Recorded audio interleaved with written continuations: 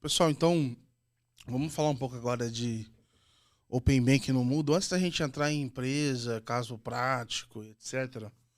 Só para vocês entenderem o seguinte, a gente está falando muito aqui sobre o princípio da coisa, tá? Por que que isso é importante?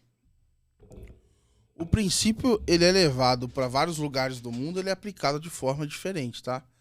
Então, os Estados Unidos entende a privacidade, o direito aos dados de uma forma, a Austrália entende de outro. Aí, beleza, mesmo que entende igual, né, eles estão entendendo da mesma maneira, a implementação é diferente. Então, vai ter lugar onde vão ter regras diferentes. A iniciação de pagamentos, eu já mostrei para vocês aqui. O princípio é igual, mas tem um que tem redirect, o outro não tem. O outro funciona de uma forma, o outro não e tal. Então, isso faz diferença. Então, assim, qual que é a beleza do Open Banking hoje? Quanto mais você estudar outros locais e tentar pensar fora da caixa, mais você consegue construir o que está sendo feito no Brasil. E a gente consegue fazer um negócio foda aqui. Por quê? Vamos pegar o que está acontecendo de legal lá fora. Vamos, beleza, não tem nada acontecendo de legal, vamos criar a gente. Então, assim, a gente não deve ficar preso ao que está escrito no manual. Esse manual de experiência, ele é mutável, ele é para ser atualizado. O cronograma do Brasil, ele é para ser atualizado.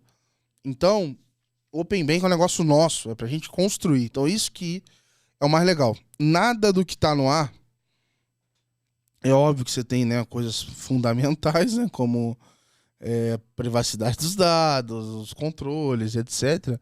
Mas o formato é muito discutível, sabe? Então, acho que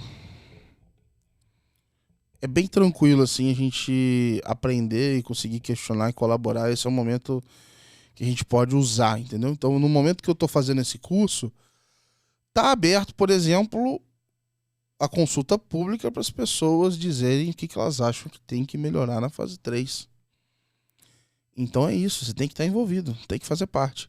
Já ouviram aquela frase assim, é que quem não está na reunião concorda com o que foi decidido na reunião?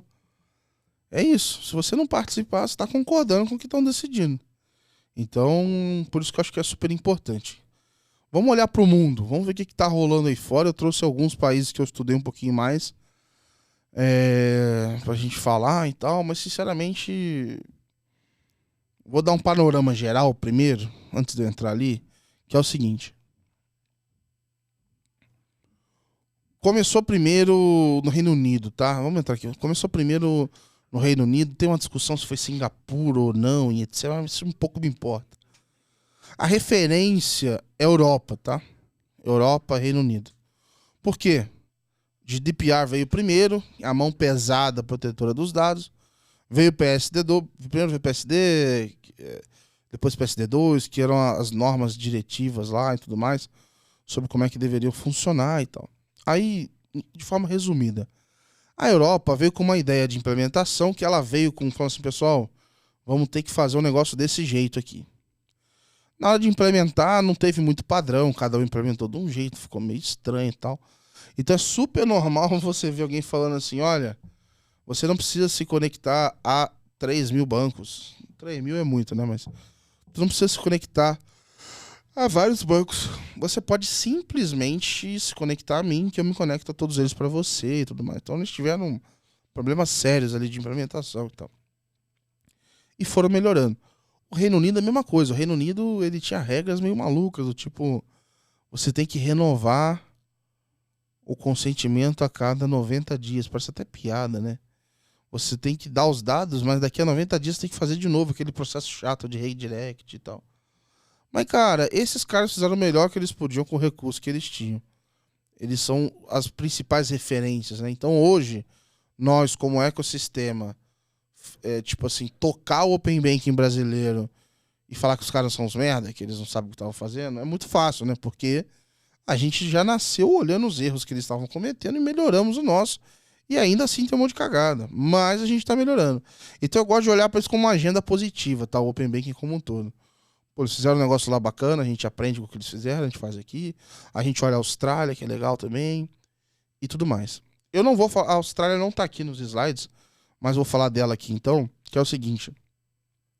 A Austrália tem o CDR, que é o Consumer Data Right, que é o direito dos dados do consumidor, e aí eles aplicam isso, né, um open, você vai falar de dados bancários, etc., financeiros, e também de utilities, que são dados de luz, contas assim e tudo mais.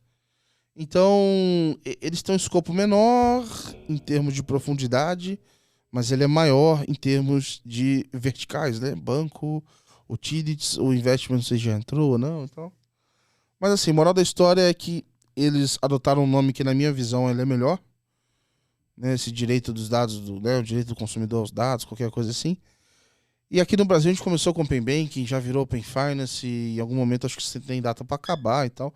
Eu gostaria de um branding melhor, mas enfim. A gente chama em português de sistema financeiro aberto lá. Também, né, não fede, não cheira, acho que, mas já é melhor.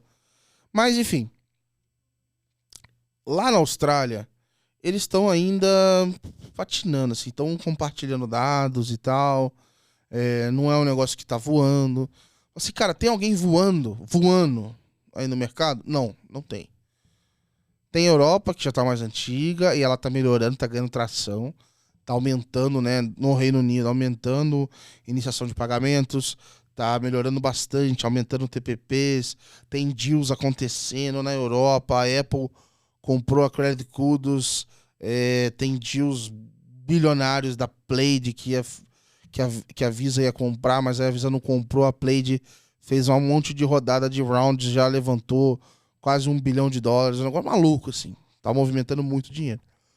Tá, mas na prática você não tem uma puta movimentação assim no mercado e tal.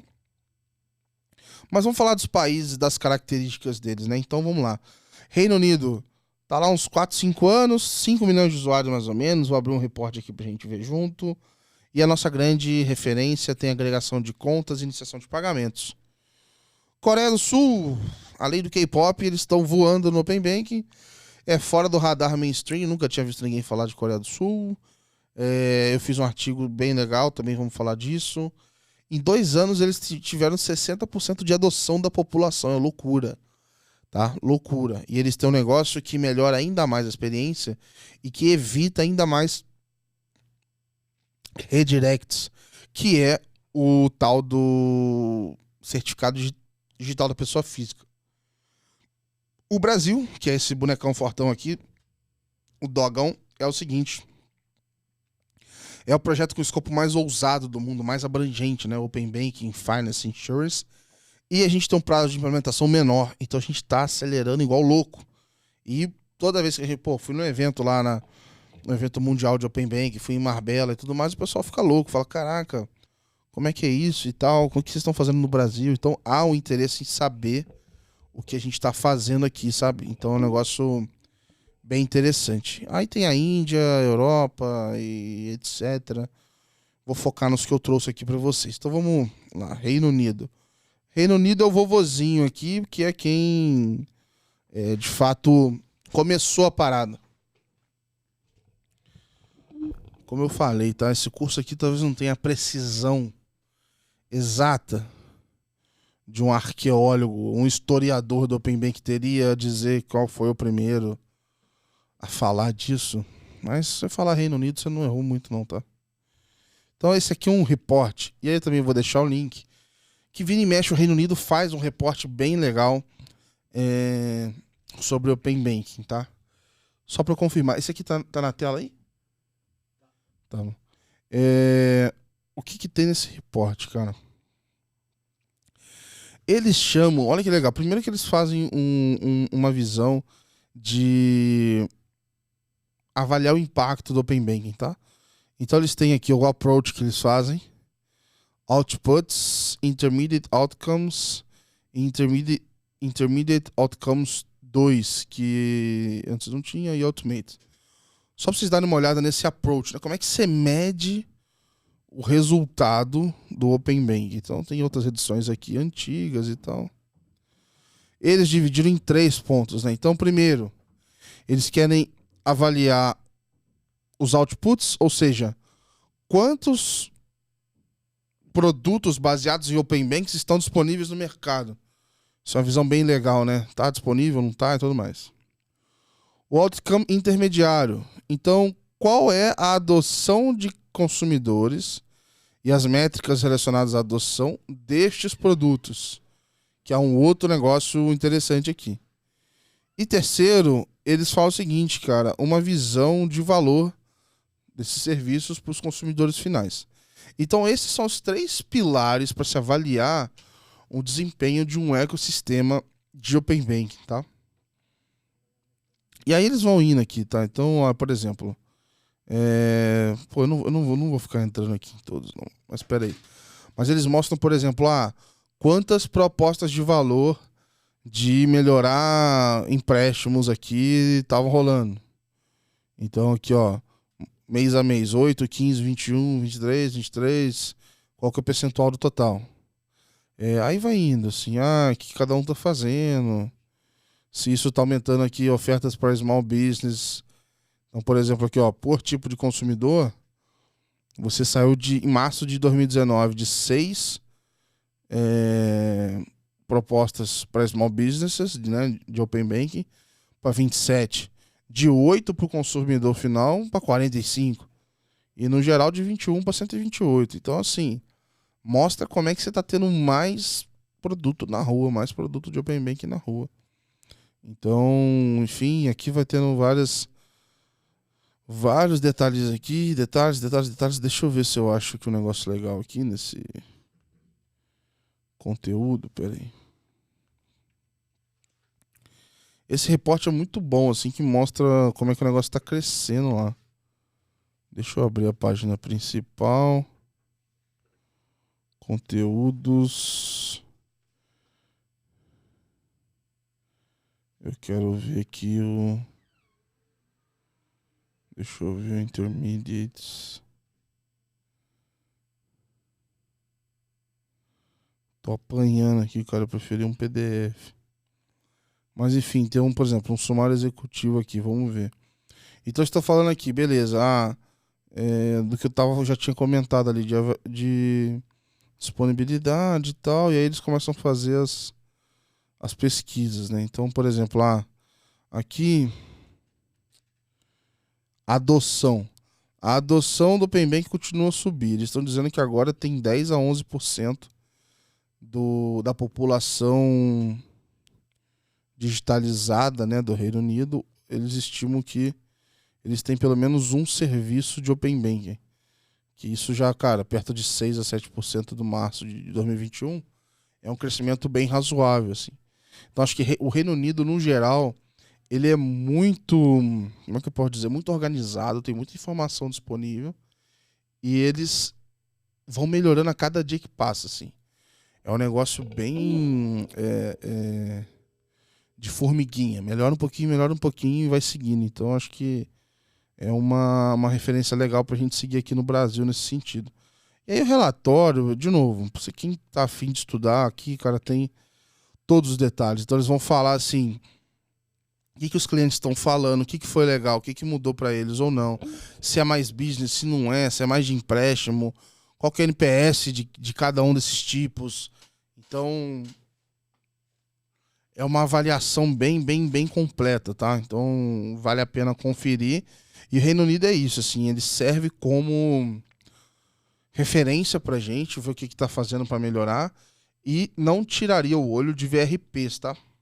Outra coisa legal do iniciação de pagamentos no Reino Unido é que eles usam algumas coisas do governo, tá? Então, você consegue pagar impostos com iniciação de pagamentos. Inclusive, acho que só por iniciação de pagamentos. E aí isso fez ter valores bilionários, assim, de movimentação de grana, porque eles estão usando essa iniciação de pagamentos e tal. Então é um negócio interessante, tá?